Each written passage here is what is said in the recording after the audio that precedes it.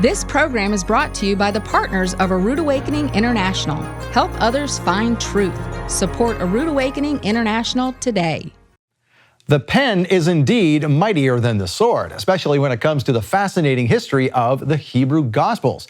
Author and historian Miles Jones takes you on a journey through the ages, detailing how Messianic scribes risked their lives to preserve the original Hebrew manuscripts of the New Testament apostles. It's coming up next because it's the end of the sixth day. The sun is set, and this is Shabbat Night Live.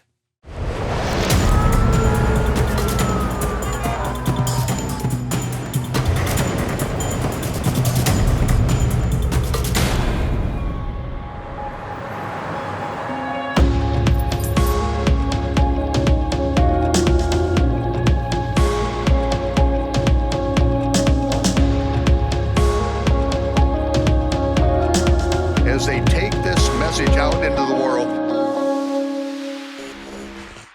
Shabbat Shalom, Torah fans. Welcome to Shabbat Night Live with Michael Rood. A very good friend of ours, Miles Jones, is joining us today with some really interesting information about the origins of the Hebrew Gospels. I was amazed when he first told me about this, and you will be too, so stay tuned for that.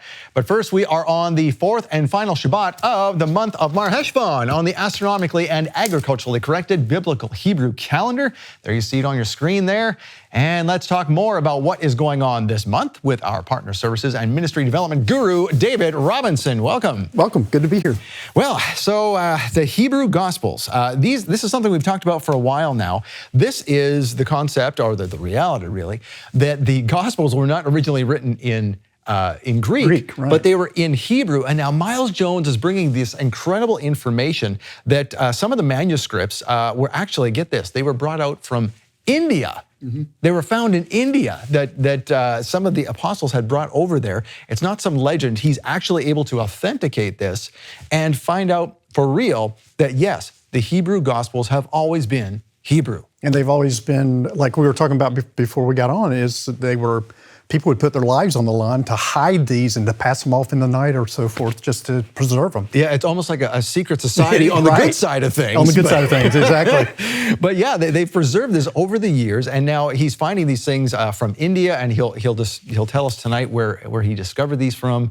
Universities have these, just like the Vatican has basements full of this kind of stuff. He's now finding that these older universities in Europe, Cambridge University, that's where they're finding a lot of these documents. Right? Incredible, isn't it? Yeah, so that's where all the stuff is being found. It's amazing. It's really exciting. I mean, just the timing of everything. Look at what we're going through in this wonderful nation of ours, you know, and just how we have to remind ourselves that Yahovah's in control. No matter what we see with our eyes, but we base everything we believe on what is unseen. For what is unseen is eternal. So it's just really exciting. And speaking of unseen, a lot of the unseen heroes here at Rood Awakening are our Ambassador Club members. These are the folks who donate at least $100 a month to keep us going, and we really depend on them. They are like the people who just keep things going here. Right. And we have a letter from one of those Ambassador Club members today. Her name is April, and there's a connection here. We read this just before the cameras came on and said, hey, I know this person from, tell us where you know her from. She actually is a part of, when I was at Freedom Hill, is a part of the satellite church, Freedom Hill in Kansas City. Oh, really? And I don't know if she still is, but yeah. I've actually done ministry with street ministry in Kansas City in the inner city with her and her husband. Oh, so, wow. Yeah, it's crazy. Well, what did April have to say to us? Let's see what she says. Testimony. All right, so love this. Hi, thank you all for such a warm heart welcome to this online community. I wanted to introduce myself. I'm a mom of 3. My oldest daughter, Stephanie, is 21 at Arizona State University, studying film, writing, and production. My middle child, Skylar, is turning 18 and an aspiring voice actor. My youngest is 5 and loves Paw Patrol. I am a wife for 11 husband of 9 years now. He is the one who introduced me to Rood's ministry. We lived in Phoenix, Arizona at the time, and Michael came to town for a pop-up event for his book. At the time, I was a Wiccan. So she was. I had been since a child, but meeting Michael in person gave me such a rush for truth and knowledge that it led me down a road I never expected. Reborn, where I see the world through an entirely different lens and greater understanding of what's going on around me. So thank you for accepting me into your community. I look forward to getting to know each of you. Wonderful, and that's from April. That's from April. Yeah. Now you handle the Ambassador Club. You oversee the Ambassador Club members, and how can someone become an Ambassador Club member? Well, just call into the ministry. Angie oversees, and most of you probably know her. You've seen her on TV before. Just call and ask for Angie, and she'll be able to help you with that. If she's unavailable, we have other people that will be able to help you with that. Or you can go online. You can go onto the website, and you can join there. We'd love to have you. Now, we really appreciate our Ambassador Club members because, like I said, they keep things going every month. We really appreciate it because, we may have things happen this time of year or that time of year, whatever. Right. But we need support all year long to keep this thing going. Yeah, Because that's what bills these don't people stop do. and, They are incredible. I mean, they so believe in the message of this ministry and getting it out. Right. And they understand, what goes into the productions that we do and so forth. And so they're just standing right there with us. And it's not just financial. It is the prayer support. That is probably the thing that is most important. That's what's most support. important. And we know that from, just conversations with them, that they stand with us in prayer. And they send in emails and go, hey, we're praying for you guys. This is what we're praying for. Sometimes we get prophetic words through our ambassadors. So it's just really a neat community. And they're just going over and beyond. Now, something our Ambassador Club member April mentioned here was her focus, that her focus changed in her life. And I just want to bring that into what is this month's love gift. From Bill Cloud, it's a teaching called Focus. And this is a wonderful teaching about, regardless of what, like you mentioned, regardless of what happens in our country and politics and all the rest of it, and regardless of what's happening around the world, we need to keep our focus on Yehovah because that is what is constant. That's right. And so that is what he is teaching on this month. And you have actually procured the gifts that we are giving with that. So with a love gift of $50 or more, you'll get the Focus teaching. And for a gift of $100 or more, we have this umbrella. What's with the umbrella? Where did you find this thing? Actually, our production manager, she just came up with the idea and go, what about an umbrella? And I'm like, you know what, I really like that idea. So I just went on this journey of with manufacturers looking for one. And we found a really nice one, very high quality, and have the name on it. So again, a great conversation piece. Right, because that has the name of Yehovah and a verse from Acts on there that you'll see there. And, and I cannot remember what the verse is, but it talks about 14. Rain from the earth, or, but rain to the earth or something. Yeah, showers of blessings. Showers of blessings, that's what it is.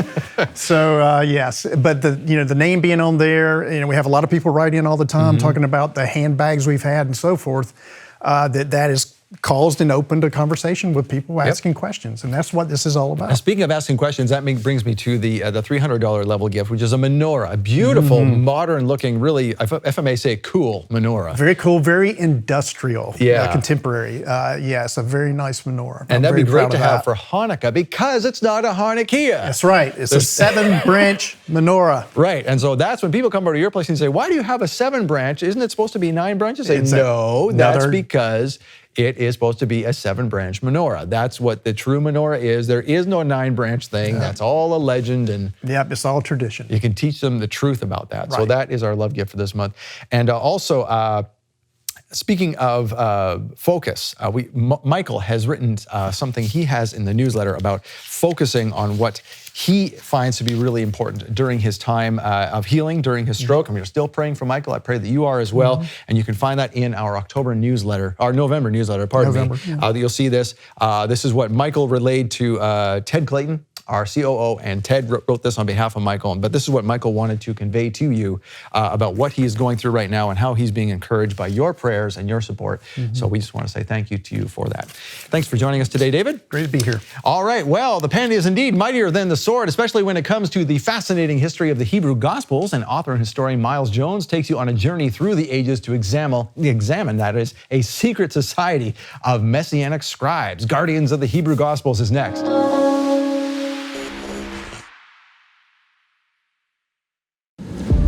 Fear, doubt, disappointment, discouragement, and anger. These are all results of focusing on the wrong purpose. If we want to see something restored, we have a responsibility as believers to turn back to Yehovah and focus on His purposes. In times like these, we need to ask ourselves, which side will you focus on? It seems to me that if we are living in the days that Yeshua described, then the time has come for there to be a people unlike anything the world has ever seen or will ever see again. Michael Rood welcomes Bill Cloud for a special teaching, Focus, available in November only. And the only way to watch it is to receive it as our gift. Donate a $50 love gift and we'll send you Focus with Bill Cloud on DVD or Blu-ray. Or for a donation of $100, we'll send you the teaching plus a 4-foot Showers of Blessing umbrella, inscribed with Acts 14:17, featuring the Hebrew name of Yehovah. Or as a special offer for a donation of $300, we'll send you Focus, the Showers of Blessing umbrella, plus a beautiful modern menorah with brushed aluminum finish. These gifts are available in November only and supplies are limited. Make your donation now and receive the $50 gift, the $100 gift, or the $300 gift. Remember, this offer ends November 30th and supplies are limited. Thank you for your donation to A Rood Awakening International. Call now to receive your gifts. 888-766-3610. That's 888-766-3610. Or get your gifts online at monthlylovegift.com.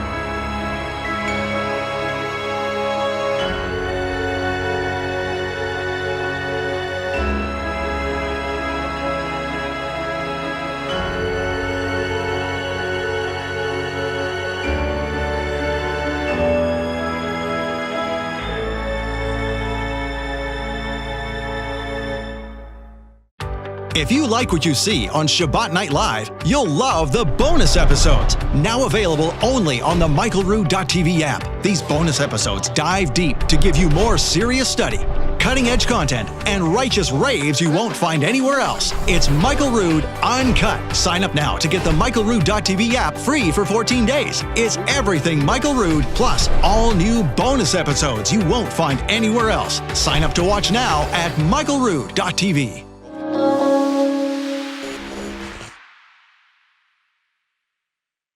On the morning that the Passover lambs were selected, there were 2 loaves that were put on the wall of the temple. When the first one was removed, after that, no more leavened bread was eaten. When the second loaf was removed, then all of the leavened bread in the land of Israel was then burned, because the feast of unleavened bread was going to commence at sunset that evening. The night before, Yeshua took artos. He took leavened bread, and he blessed the Most High in the presence of his disciples, and he interpreted the Kadosh Mikra, the holy rehearsal that Melchizedek put in place with Abraham. Yeshua said the prayer of the Melech Tzaddik, Baruch atah Yehovah Eloheinu melech ha'olam, hamotzi lechem haaretz. Blessed are you, O Lord our God, Yehovah, our God, King of the universe, who brings forth bread from the earth. And he said, this represents my body, which is now broken for you. As often as you do this in remembrance of me.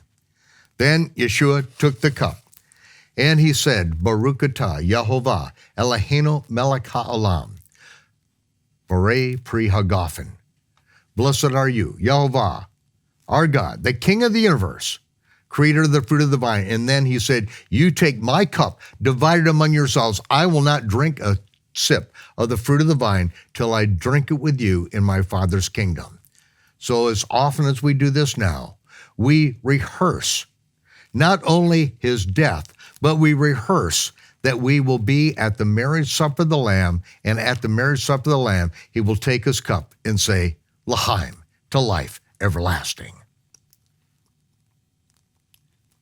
And until then, Shabbat Shalom.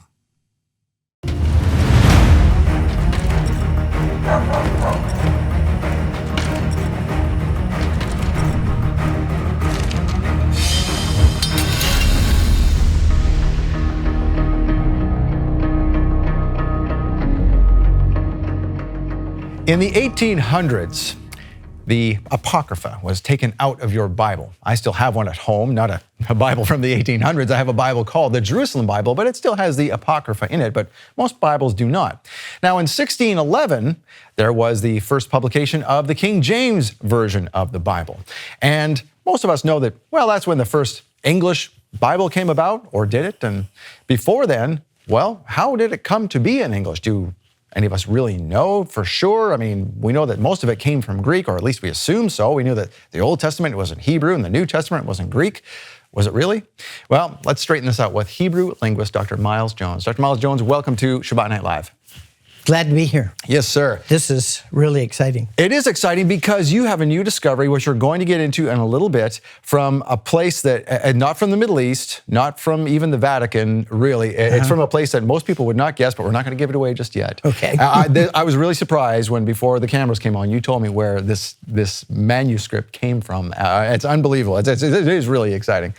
But anyway, so most people believe that, the Gospels were written in Greek. We always hear that Luke was a Gentile physician. That's what we hear. He wasn't. Which is ludicrous. It is ludicrous. He knows way too much about Judaism to be a Gentile. And we know that from other aspects, other historical attestations. Yeah. No, they needed a Gentile author, so they picked Luke.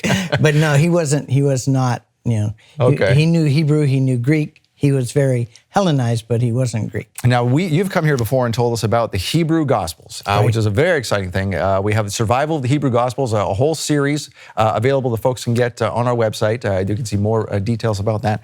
But how do we know that the Gospels were not originally written in Greek? How do we know they're originally written in Hebrew? Is there an authentication process? Yeah, well, that's a really good point. I mean, it's an article of faith. Okay. You will be indoctrinated into Greek primacy of the New Testament if you ever go to seminary, because the Greek church broke off from the early church. Remember, in the New Testament, all of it was written when what we now call Christianity was a part of the Judaic church. It's kind of a history of the divorce between the two. Once the Greek church was created, the Bible was all in Greek. In fact, the claim is that every book of the New Testament was written in Greek, which is insane because all the books of the Bible were written by Hebrews, including the New Testament. So it just doesn't pass the smell test, right, that all of the authors were Hebrew and yet all of the originals were in Greek, but that is the claim. So we're looking at the New Testament, the Bible, through the Greek filter of another language, culture, and thought. So it's going to take on Greek elements, and there's a lot of these. We'll get into them one by one, but it matters. And the reason we know is that it was not all written in Greek. The church fathers said so. There are 75 historical attestations that the Gospels were originally written in Hebrew. At least Matthew was originally written in Hebrew. So how come we don't learn about this in seminary and places like this, or even just in regular school we are history? Descendants of the Greek church. And the Greek church, Greek primacy of the Bible is an article of faith. Right? So you have to, not only are there 75 historical attestations from the fathers, the founding fathers of the what we call the Christian church now, but there was no one who said it did not exist. No one said it did not exist. And among those 75 attestations, there are more than 80 quotations directly from the Hebrew Gospels. All right, so we're supposed to say, well, the modern view of it, and remember, the modern view is 2,000 years old. Now it's about almost 2,000 years later, now they're saying, well, there never really was a Hebrew gospel. That was just mentioned by Papias, and everybody, kept saying the same thing instead of uprooting the error. But that's not true. It's not true that all of the early church fathers were either frauds or fools by mentioning the Hebrew Gospels. That's what you'd have to think to erase all of the early historical evidence that there was a Hebrew Gospel. It's almost like people say, well, that's ludicrous. I mean, I've always heard it's in Greek. But, I mean, how would people feel if, just to give the analogy here. So everything is filtered through a Greek mindset that we learn now about Yeshua, about Jesus, as it were, and everything about our Hebrew Messiah. About our Hebrew Messiah. How would we feel if, let's say, for example, there was nothing existing of Hebrew about Yeshua, and all we ever had left now was something in Arabic? Mm-hmm. Would we trust something in Arabic, knowing that the Arab culture does have Christians and other folks like that who believe in Yeshua, but there's also folks in the Arab culture who believe in Allah? And there's other influences there. Would we trust that language to give us the information about our Jewish Messiah? Would we? So why do we trust the Greek? Right. Well, that's the acculturation principle. And I got to tell you, the Gospels are no exception to this rule. The further you get from the origin in terms of time, across distance, and across culture, you're going to start picking up elements of the new culture. And so we have a Bible that comes basically from a Greek mindset, which is different from a Hebrew mindset. So if you really want to know the Messiah, the Hebrew Messiah, then you need to go to the Hebrew Gospels. Now, all of this would be a moot point, except that we have rediscovered the Hebrew Gospels, not one manuscript. I know we've had Nehemiah Gordon on here, and he talks about the Shem Tov manuscript. That is another of the manuscripts of the Hebrew Gospels. I have been translating the Hebrew Gospels from Catalonia, but most recently I went to Europe and found, because I knew there had to be more out there, because I already had 3 manuscripts that came from the Hebrew manuscript tradition. I knew there had to be more, so I went to Europe first day. I found 5 previously unknown copies of the Hebrew Gospels. Where did you go to find? Now, first of all, I'm curious. So you knew there had to be more. Where did these other ones come from, if you can recall? Well, they originated from Cochine in India, in the Kerala province in India. And this is where Thomas went in the first century and set up his ministry. Now, he would have taken, all the apostles would have taken the Hebrew Gospels with them. That was their word. There was no Greek gospel when they had gone to all corners of the earth, really carrying the Hebrew Gospels with them. But we have a historical attestation that Bartholomew, pretty soon after that, the Bartholomew in the Bible, went to Cochine, India, went to Thomas's ministry, and carried a copy of the Hebrew Gospels with him. Now, this is not just legend. How do we know this? This is historical attestation from the writings of the early church. Oh, okay. All right. Now, we also have another historical attestation that in the 2nd century, Pantaleus went to India and brought a copy of it back to Alexandria. A copy of Hebrew Gospels back to Alexandria, where Origen used it in writing his famous Hexapla, which was the comparison of the extant Hebrew versions of the Bible, including the New Testament, a comparison of them with the extant Greek versions of the Bible. Now, the Roman Church didn't like Origen very much, so all of his research, the Hexapla, we have fragments of it, but it's pretty much disappeared. I don't know if that's on purpose or not, but that tends to be the pattern with people that the Roman Church didn't like. Their research and documents tend to disappear. That's the get rid of the competition. The sad case, right? So we have historical attestation. We know Thomas went there. We know the Hebrew Gospels went there. We know a copy of them came back to Alexandria and was used by Origen and known by the people there. So great historical attestation on these new manuscripts from Cochine, India. Wow, India! I would have never guessed. You think, well, maybe you'd unearth them in. In the Middle East somewhere. But, I know, but remember, India. The gospel spread to all parts of the globe that were known at the time. And you're looking at documents. The previous ones were from Catalonia, which still exists in Spain. So the Hebrew Gospels from Catalan were there. Shem Tov manuscript in Hebrew Matthew, also came from Catalan, the same century.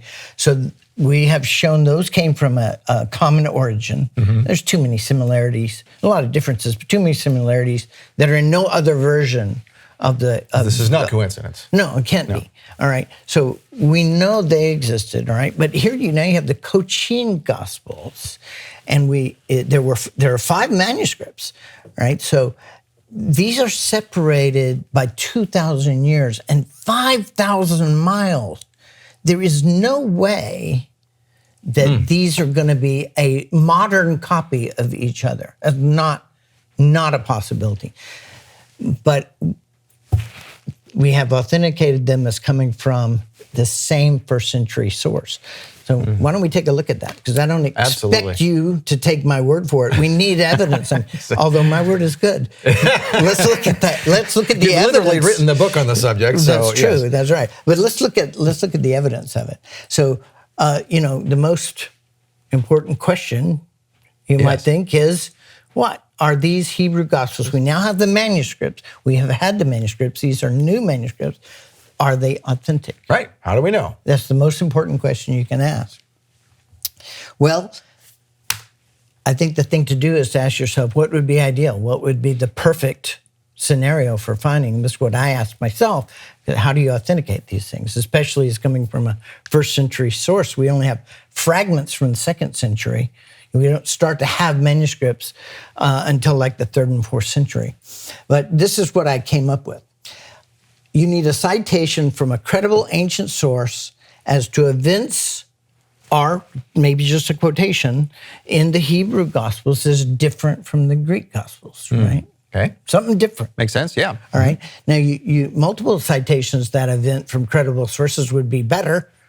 Yes? Absolutely, yes. Also, it's really nice if you can get independent historical confirmation.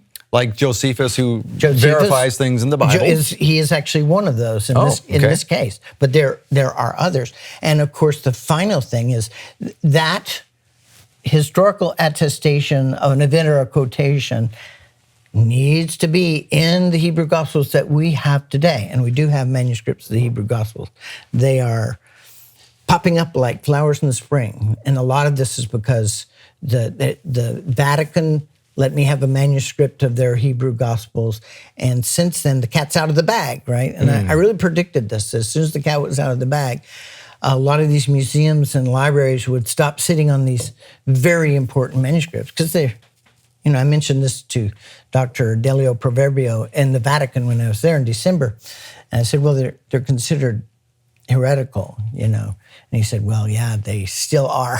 So that's one reason they haven't, the ones that still exist, and there are more than the ones we have. Well, you would think there would, because as Nehemiah Gordon has mentioned before, we had a series called Lost Treasures in the Vatican, where he mentioned, as you're familiar with, the Vatican junk box, which is essentially loose pages that fell out of whatever someone was studying and they didn't know where they belonged, so they put them back in this junk box. And Nehemiah goes in there and realizes that there's copies of the Hebrew Gospel in there. Yeah. And so there has to be more. I mean, is that your opinion that there's...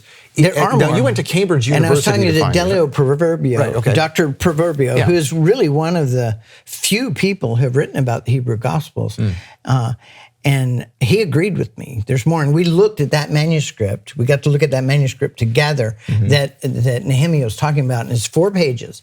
And it's obviously from a complete manuscript. It includes the first pages of Luke and of John, or Mark and John, but it's obviously from a choir. They would do about 5 large sheets together, folded over, and so you'd have a integral fold in it rather than loose pages. And you said choir means? It means 5 in Latin. So they're 5, but they're 5 big sheets, so they could have actually 4 pages on one side, and that's what we have here. This came from 1 page of the choir, but the fact that it has the first page of Mark and the first page of John means, because a choir, the numbering is really tricky. If you've ever tried to do this, which you haven't, but you fold it over and fold it, so you got to be very careful about having your pages in order. So that's how you get, 2 first pages, out of a sheet of 4 pages.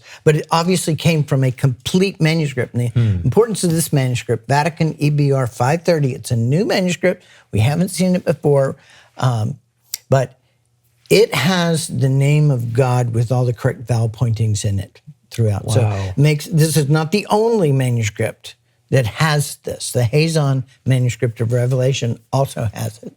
But it makes it quite evident that throughout history, the Messianic church has survived, because it's only Messianic scribes that are going to be doing this. Because, you're risking your life.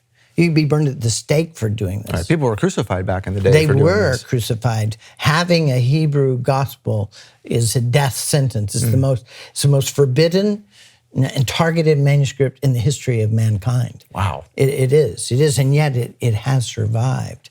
So you'd be called a Judaizer, and the penalty for that is death. So this manuscript makes it very clear that some Messianics followed the Jewish conventions of not using substitute names, but others used the actual name of God with correct vowel pointing, which is really highly significant. So that manuscript is great. We only have 4 pages of it. And that's one of the clues, it's one of the markers that shows us this is authentic. It is. It is. The treatment of the name of God and the treatment of the name of the Messiah are probably the most important marker, but only one. There are other markers. But we're going to talk about the Hebrew Gospels from Catalonia. It's beginning to look like you need a program to know all of these. In fact, actually, if you email me at writingofgod.com, I will be doing this. I will be doing a guide to the excellent copies of the Hebrew Gospels, and I will send it to you in an ebook for free. Oh, wonderful. I just want you to know that these exist and they're out there. You can see a page of each one of them and know that it's true. But let's give you some pages now. Okay. How do we know they're authentic? Well, St. Jerome, you need a detective from the early centuries, all right? Well, St. Jerome is our detective. St. Jerome said many times, 4 times actually, that he had the Hebrew Gospels and he had translated them into Greek and into Latin. So he is the most prolific writer commenting on the Hebrew Gospels, which he called the authentic gospel. Oh, really? Yes, he called it the authentic gospel. All right, so he testified in writing that he had done this, and in the gospel according to the Hebrews that we have recently translated, this is what he found. That's different from the Greek Gospels. He said that in the gospel according to the Hebrews, they followed the first century tradition, the earliest church tradition, that when Yeshua was crucified, and you know this, right? That it says in the Greek Gospels that the veil was split in 2 at his crucifixion. Right. At the earthquake and the rocks went. The earthquake.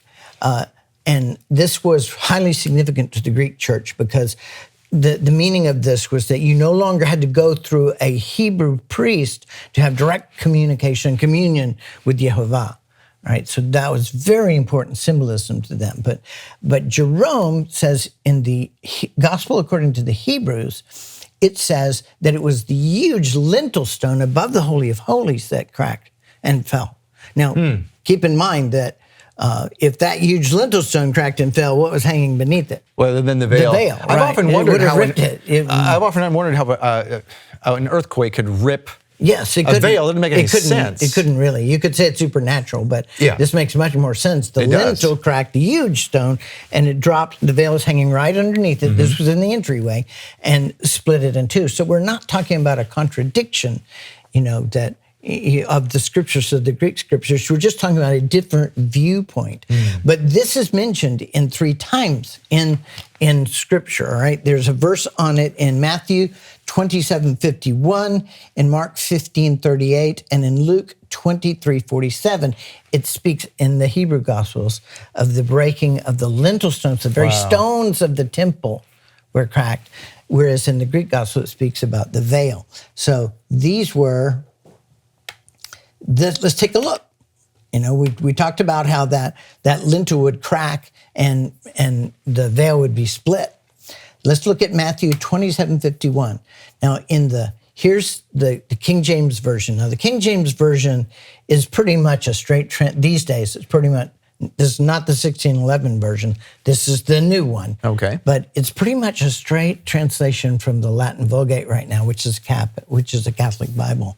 But anyway, it says in Matthew 27:51, and behold, the veil of the temple was rent in two from the top to the bottom, and the earth did quake, and the rocks rent. Well, they're not really talking about rocks out on the mountainside. They're actually talking about the stones of the temple. This is what it says in Hebrew. In Hebrew, same verse in the Hebrew Gospels from Catalonia. And here the temple was broken on both sides, up and down, and the earth quaked, and the stones split in the middle. In other places, it says from the top to the bottom, from the front to the back. The whole Holy of Holies was desecrated, really, and cracked in two. So that brings it. Now let's just hold on for a second here, because we have to take a short break, but we're going to come back to this because this is an important point. So the rocks rent. It doesn't change our faith. It just adds to the detail. It adds a really important perspective, because this is what was important to the Messianic church. They had walked in this temple, and it was a wonder of the ancient world. It really was. You know, they knew this temple, and the desecration of the Holy of Holies and the foreshadowing of the complete destruction of the temple, which happened only 40 years later, was the most important thing to them. Right. The veil, who cares? You know, it was the foretelling of the destruction of the temple in 40 years and the desecration of the Holy of Holies as God's testimony to his son who had been crucified. So that's what mattered to them. So it's just a different perspective, but it's an important one if you want to understand your Hebrew Messiah. Oh, great. Now let's hold that thought, Miles. All right. Well, if you're enjoying this as I am, you know, we have to understand that seeing our gospel and Yeshua from a different perspective, even if you've only known the Greek perspective, is not going to threaten your faith. Yeshua is still Yeshua. He's still the Messiah. But wouldn't you like to know him more? Wouldn't you like to understand more about where he was, what he did, and maybe get more of a clue as to when he's coming back and what it all means and what to look for? That is the important thing. And so if you enjoy this, watching Miles, it's all due to folks who have donated to make this program happen. And if you want to make this program happen for others in the future, now it's your turn to step up and to shoulder the load and to stand with us to help us carry Shabbat Night Live into the future so that others can hear this important information and so that you can pass it along to others. So we're going to give you a couple of minutes to think about that, pray about it, and we'll be back in just a minute. Thank you for your support.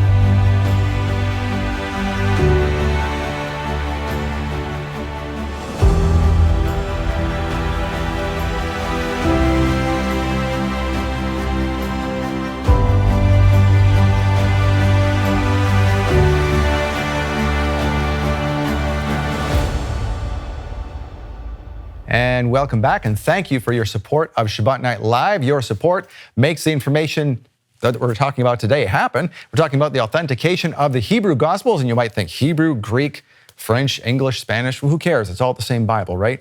Well, is it? Miles Jones, thank you again for joining us today. And right before the break, we were talking about how when the rocks rent at Yeshua's crucifixion, it was not just a rock. Yeah. It was the big rock, the lintel above the veil. And that's what really broke, and that makes a difference. Right. In Hebrew, the word is even, and it can mean a rock or it can mean a stone, which is a worked stone. So it's really talking about the rocks rent. It's talking about the stones of the temple themselves were cracked right down the middle. The entryway was usually a huge stone over the Holy of Holies.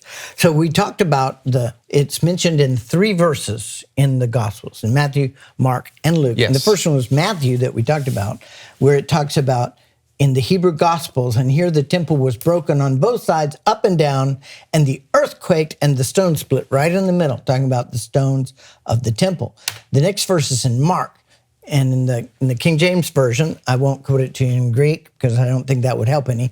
It says, and the veil of the temple was rent in twain from the top to the bottom. And in the Hebrew Gospels, it says, same verse, the temple was broken on both sides, up and down. Okay, the stones of the temple itself was cracked. The temple was broken. Yes, exactly. Yes. Now, the third verse is in Luke 23:45, in the King James Version, and the sun was darkened, and the veil of the temple was rent in the middle. In the Hebrew Gospels, it says, and the sun went dark and covered the temple, and it was split in the middle. So all 3 verses, it's talking about the actual stones of the temple being split rather than the veil. And this is exactly what Jerome said. He said, in the Hebrew Gospels, it was the first century tradition of the Nazarenes that the stones of the temple were split, not just the veil. So let's take a look. The exciting thing that we get to tell today is the discovery, and nobody's heard this. You're the first ones. Oh, this is good. And, I discovered these. I went to Europe. I knew there had to be more Hebrew Gospels, Hebrew manuscripts out there, because I already knew of 3. Now, this was at Cambridge you went to, right? Yes, I went to Cambridge first because I was looking for the old Waldensian Bible that had disappeared. And I found it, by the way. But that's a story. It was misplaced. Didn't disappear. Exactly right. But that's a story for another time. It's an important one. But I went there, and it was, after you get your credentials and everything, you got to show letters. They don't just let anybody into the manuscript collection. So I go in there. The first thing I do is I ask for, do you have a catalog of your Hebrew manuscripts? And they did, and there were 5. Well, here there were 4. There were 4 manuscripts of the Hebrew Gospels from Cochine, India. I found a 5th one 2 days later at the library, at the Rylands Library in Manchester, England. I had people on the ground that were working, finding these manuscripts for me. I had no idea what it was. I just knew it was in Hebrew. But in any case, we're going to flash forward to 2020, and we're going to look at the Hebrew Gospels that were discovered. Now, here's a page view there were 5 manuscripts. There were 5 manuscripts. 2 of them were complete copies of the New Testament, the entire New Testament in Hebrew. You're kidding. So obviously the Messianic Church, some of these were originally written in Hebrew. Okay, Matthew and Luke. Luke was hybrid. Later it was translated into Greek and more material was added. Very possibly Acts, because Luke was originally written in Hebrew. The letter to the epistle to the Hebrews. The epistles of Peter, of James and Jude, they were both brothers of Yeshua. And Revelation is well known to have a Hebrew subtext. That's a lot of the New Testament. But the Messianic Church had taken even Greek originals and translated them to Hebrew early on to have a complete compilation of the Gospels first. That was done by the 1st century. But a compilation of the entire New Testament in Hebrew for the Messianic Church that survived. It survived through the centuries, mostly in hiding, but now survived. These manuscripts, some might be saying, when were these dated back to? They're from India. From what period? Well, they were discovered in the 18th century. Okay. All right, and they were retranscribed into modern Hebrew letters, in like 1806 to 1810. in that period. But they were translated from the old Jerusalem characters, it said. So we have that provenance from the translator. But remember that really doesn't make any difference. You all have a Bible, and your Bible's copyright probably isn't more than 10 or 20 years old. So how do you know that's the sacred word of God? Because you have faith in the process, that it was authenticated and comes from an early authentic source. Well, that's what you need to look at these. Manuscripts wear out after a couple of millennia, right? And they get copied from not only over time, but from region to region so that they'll have one. Okay, so we're talking about authenticating. That's what we're doing here, authenticating that it came from a first century source. So here's a page view from the Cochine Hebrew Gospels, all right, that I found at Ryland's Library in Manchester. Wow, what a day to see that. It had all the Gospels in Hebrew, but surprise, surprise, it also had the rest of the New Testament in it. They also had another manuscript, which may be the one they originally copied it from into the new characters. Oh, wow. So, but we have 2 complete manuscripts of the entire New Testament in Hebrew from original sources. So here's the provenance from the translator. Manuscript was found in one of the synagogues of the Black Jews of Cochine in India by the Reverend Claudius Buchanan in the year 1806. And here's the translator's note, done from the original in the Jerusalem characters into the modern script. Beautifully done. It's a beautifully done manuscript, that's for sure. Here's the first page of the Hebrew New Testament that we talked about that may well be the original one. I don't think there was any cover on this, so the first page is already pretty worn, but it's very legible, all right? It's not as beautifully done as the transcription. Here's another. What book is that? The first page of Hebrew? This is first page of the entire Cochine New Testament. Okay. And then the one at Rylands was the Hebrew Gospels. It also has. Oh, I see. Okay. It also has the rest of the New Testament as well. 2 complete manuscripts. This one actually was missing Revelation, but one of the other manuscripts was Revelation, and it's usually attached to this one, so it's complete. All right, so that's one of the others. Another of the manuscripts was the Gospel of John, and another one was the Gospel of the Epistles. And it looks like these were epistles from the Greek that were translated into Hebrew for inclusion into the Bible, all right? So into the complete compilation in Hebrew. So here's the page of the Epistles of the Hebrew New Testament. This is the manuscript with the epistles in Hebrew. All of these are in Hebrew. Here's the manuscript of the Gospel of John, quite different handwriting style, easy to read. It's not a problem. And this is usually attached to the Cochine New Testament, so you have a complete one. And then the manuscript of Revelation is the 5th one. So this is curious to me. So this comes from Cochine, India. Yeah. So this tells me, and it's in Hebrew, and Thomas went there. So there were people in India speaking Hebrew. Yeah, well, Messianic spoke Hebrew. Remember, it's part of their educational tradition. They learned the word in Hebrew. Wow. That's an important point, because that's what we do in our bar mitzvah program is Hebrew Bible study along with literacy and mathematics. Do you know if there's any Hebrew-speaking people still in India, or is it just sort of overtaken by all the other myriad of languages there? No, I'm sure there are.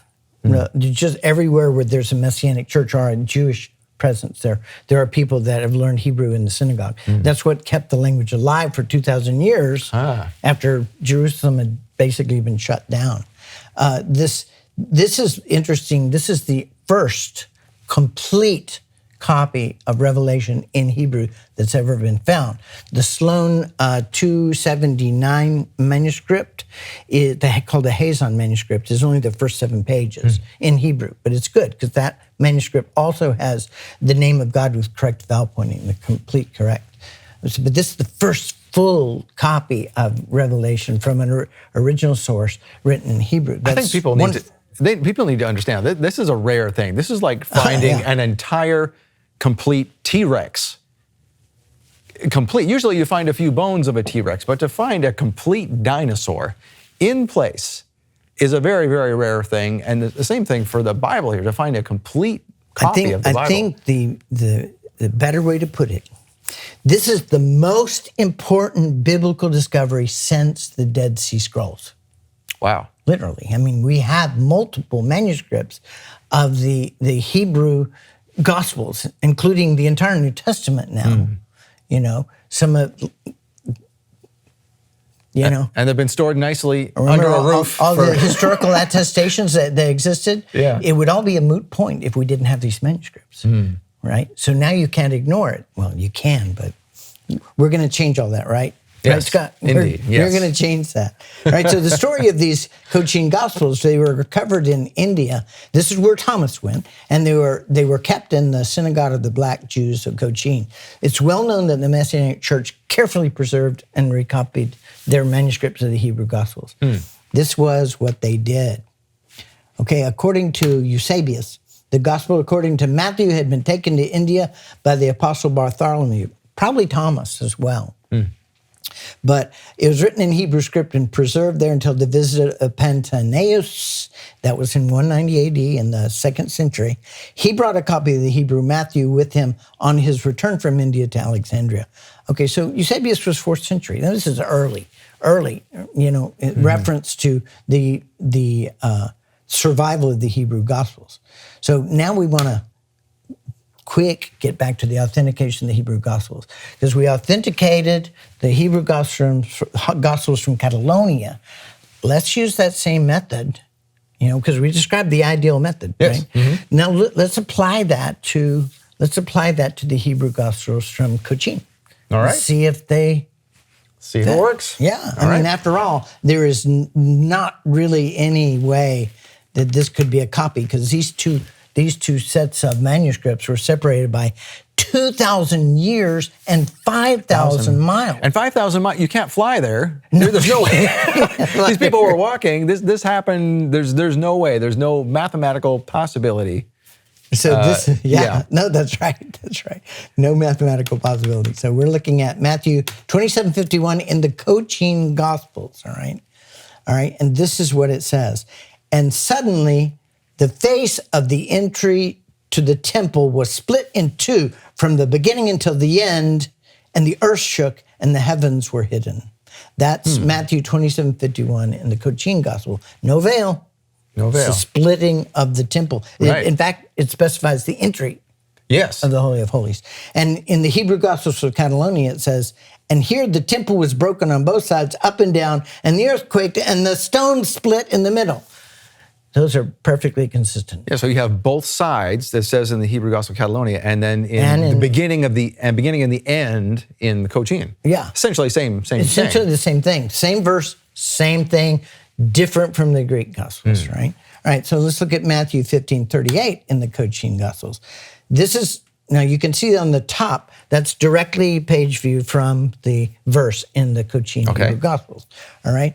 And it says, and the entry to the temple cracked after the start of the earthquake. Now, I did the translation of these. So if this is wrong, I'm at fault, not Yeshua, all right? Well, you're a linguist. I'm going to trust you on this one. But in the Hebrew Gospel from Catalonia, it says the same thing. The temple was broken on both sides, up and down. But again, in the Cochine Gospel, it's even more specific. It specifies basically the entry to the Holy of Holies, huge lintel stone, cracked in half, all right? Yep. Now, one more in Luke 23:45. It was dark and split the entry of the temple right down the middle. And the Hebrew Gospel from Catalonia, it says, and the sun went dark and covered the temple, and it was split in the middle. No mention of the veil. They're all talking about the stones of the temple being split, just like Jerome said. And there are other ancient sources. Josephus is one, the author of the Passionis Domini, the story of the Passion of God, of Jesus, meaning the story of the crucifixion. So they also mention this very same thing about the early church tradition. So these are two sets of Hebrew Gospels separated by 2,000 miles, by 2,000 years and 5,000 miles. This is not a coincidence. They were not copied one from the other. These both came from an extremely early 1st century source. There's no other way to explain it. That brings to mind this the same phenomenon of having the Hebrew letters, the inscription. The name of the place fails me. It's in the southwest United States. There's Hebrew letters there that are 2,000 years old. How did they get there? It's that same bizarre situation where you've got thousands of miles and hundreds or maybe thousands of years separating these two cultures. You're thinking of Los Lunas in New Mexico. Yes, yeah, that's the name of it. Yeah, well, it is a monument, and it's straight from the Old Testament, but I do not believe it is authentic. I've been there to study in particular. I do not believe it's authentic because the archaeologist who found it actually has been guilty of placing fake artifacts in digs before. Aha! It's still a memorial to the Hebrew gospel. Any way you look at it, anyone who goes and carves it on stone. So that one, although it is not authentic, is there are others. There are early Hebrew inscriptions in Spain, for example, that prove that the Hebrews had been in Spain since Solomon's time. Yeah, so there are. That's even more fantastic. We just have to, so we just have to sort the good from the bad. Wow. But I've been to Los Lunas. It's great. It's great to see. It's a good tourist attraction. Yeah, well, it's way out. It's way out in the desert, on a mountain out there. But it's really fascinating. Well, I'm glad you're here to straighten that out for us because I thought it was authentic, but I didn't know about the Spaniards. It is authentic, and it's really from the Old Testament, straight from the Old Testament. Uses the ancient lettering in the ancient words. So there's no doubt about that. Wow. But in the end, I think we deal with probabilities when we're examining these things. And I think in the end, the probability of it being placed there by the archaeologists that discover it is probably a good bit higher than the possibility that it's authentic. Well, Miles, this is a fun conversation. I think we're just scratching the surface here. So would you come back again, visit us next week? Yeah, we have to. There's so much more to tell. Oh, I can't wait. That has never ever been seen before, so you're seeing it for the first time. Excellent. Right here on Rood Awakening. Excellent. Well, thank you, sir, for joining us, and we'll bring you back next week. All right, and thank you for joining us this week. We'll be back next week with more from Miles Jones. Until then, Shavua Tov. See you next week, and have a good Shabbat. Shalom, Torah fans. Give this video a thumbs up and share it with a friend. Tap the subscription button and the bell icon. And I promise to update weekly with in-depth biblical research. Be sure to download the new michaelrood.tv app for both mobile and home devices for even more commercial-free content.